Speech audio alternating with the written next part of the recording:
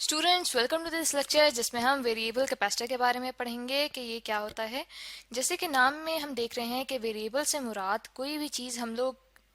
Change करते जाएं, यानी कि उसकी एक ख़ास वैल्यू कांस्टेंट वैल्यू ना रखें, बल्कि उसकी जो वैल्यू है उसे फ्लक्चुएट करें, ज़्यादा करें या कम करें, तो उसे हम कहते हैं कि वो वेरिएबल है। और वेरिएबल कैपेसिटर से क्या मुराद है, जिसमें हम कैपेसिटर की कैपेसिटेंस चेंज करें। जैसे कि हम जानते हैं कैपेसिटर हमारे पास एक ऐसी डिवाइस होती है जो अपने अंदर चार्ज स्टोर करने की एबिलिटी रखती है, और उस एबिलिटी को हम कहते हैं कि वो उसकी कैपेसिटेंस है। ठीक है, तो वेरिएबल कैपेसिटर क्या हुआ, जिसमें अब हम उसकी ये जो एबिलिटी है उसे चेंज कर सकें, ज़्यादा या कम वैल्यू कर सकें। तो यहाँ पे जैसे कि मैंने दो लाइंस बनाई हैं, तो ये दो प्लेट्स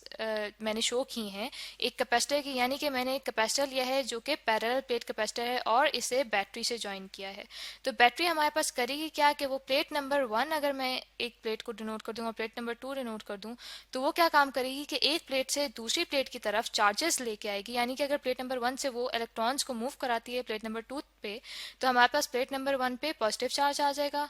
ठीक है, और जो प्लेट नंबर 2 है उसके ऊपर हमारे पास नेगेटिव चार्ज स्टोर हो जाएगा। ठीक, तो इन प्लेट्स की जो कैपेसिटेंस है वो हमें किस तरह से मालूम की जाती है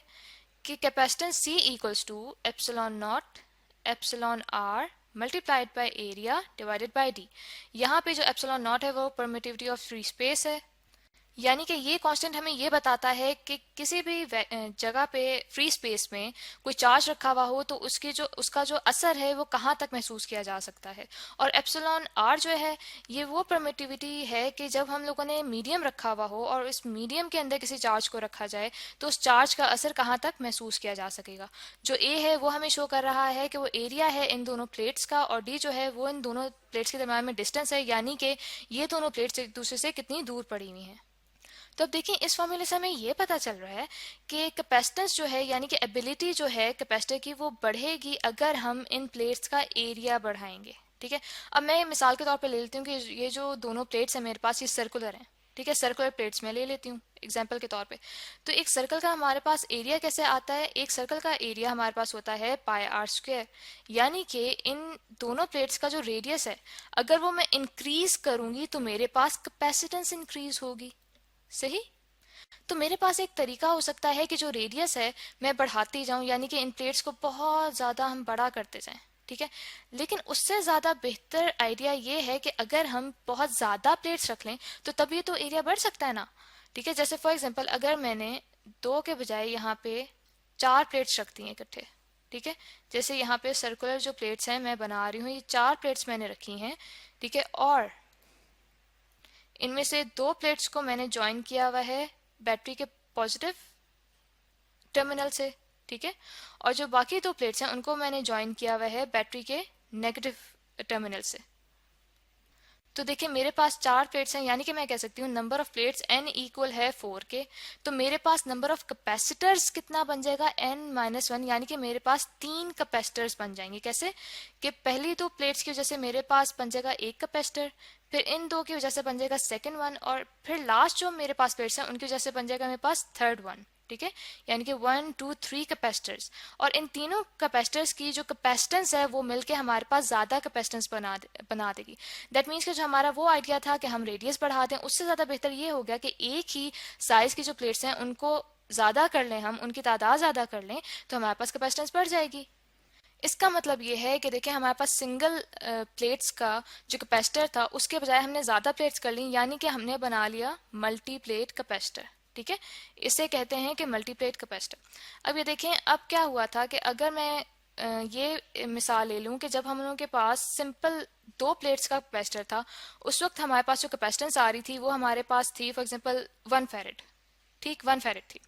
अब जब हमने बहुत ज़्यादा प्लेट्स रखी तो हमारे पास जो कैपेसिटेंस है वो होगी 10 फैरेड। ठीक,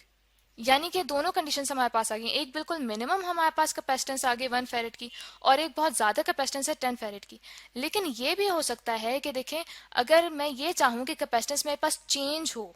यानी कि उसकी एक वैल्यू ना रहे 10 फैरेड के बजाय, कभी मैं उसको करना चाहूँ कि मेरे पास 5 फैरेड हो जाए या फिर 0 फैरेड हो जाए कि कैपेसिटेंस बिल्कुल कम हो जाए, तो उसके लिए ये तरीका होता है कि जो हमने प्लेट्स यहाँ पे शो की हैं तो उसमें से जो एक पोटेंसी की सॉरी, एक पोटेंशियल के जो प्लेट्स हैं उनको हम मूवेबल बना देंगे। मूवेबल कैसे बनाएंगे कि जैसे देखें, अगर मेरे पास ऐसा कोई भी कैपेसिटर है जिसमें जो प्लेट्स हैं वो हाफ हैं, सेमी सर्कल की हैं, ठीक है, तो उसमें क्या करेंगे, अब ये देखें दोनों प्लेट्स सामने पड़ी हुई हैं,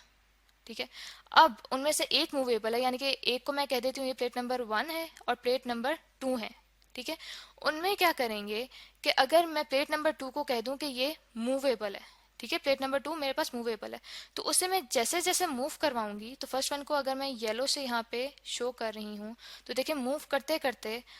आहिस्ता आहिस्ता जो प्लेट नंबर 2 है उसे मूव करें तो उसका एरिया प्लेट नंबर 1 के अंडर आ रहा है, ठीक, तो जो एरिया उसका प्लेट नंबर 1 के अंडर आ रहा है वो वाला एरिया यूज हो रहा है कैपेसिटेंस के लिए, ठीक है, क्योंकि हम ये जानते हैं कि जैसे जैसे इनके दरमियान में डिस्टेंस डिक्रीज होगा, यहाँ फॉर्मूले से हम देख सकते हैं कि जैसे जैसे डिस्टेंस डिक्रीज होगा वैसे वैसे हमारे पास कैपेसिटेंस बढ़ेगी, ठीक, तो इसका मतलब है मूवेबल बनाने की मदद से हम लोग उनके दरमियान में जो डिस्टेंस है वो डिक्रीज कर रहे हैं। पहले हमने एरिया बढ़ा दिया जिसकी वजह से कैपेसिटेंस बढ़ी, यानी कि मल्टीप्लेट कैपेसिटर बनाया, और मल्टीप्लेट कैपेसिटर बनाने के बाद उनमें से एक किस्म की जो प्लेट्स हैं, एक पोटेंशियल की जो प्लेट्स हैं, उन्हें मूवेबल बना दिया तो हमारे पास वेरिएबल कैपेसिटर बन जाएगा। अब देखें जैसे जैसे मैं मूव करती जाऊंगी प्लेट्स नंबर 2 के सेट को,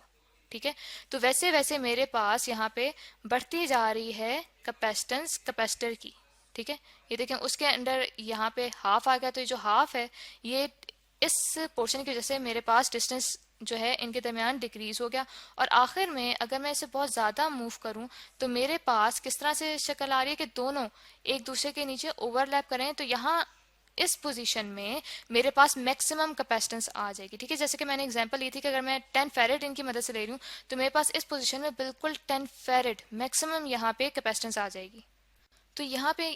एक इमेज के थ्रू आपको शो करती हूँ कि देखें इसमें यही शो हो रहा है इस इमेज में कि जैसे यहाँ पे एक मेरे पास जो प्लेट्स का सेट है, ठीक है, वो मूवेबल नहीं है, वो फिक्स किया हुआ है, लेकिन जो वाइट कलर में आपको सेट नजर आ रहा है प्लेट्स का, ये मूवेबल है और ये एक नॉब के थ्रू मूव करती हैं, यानी कि ये जो आपको वाइट सी यहाँ पे स्टिक सी नजर आ रही है इसके थ्रू ये मूव कराते हैं तो कैपेसिटेंस डिक्रीज या इंक्रीज होती है।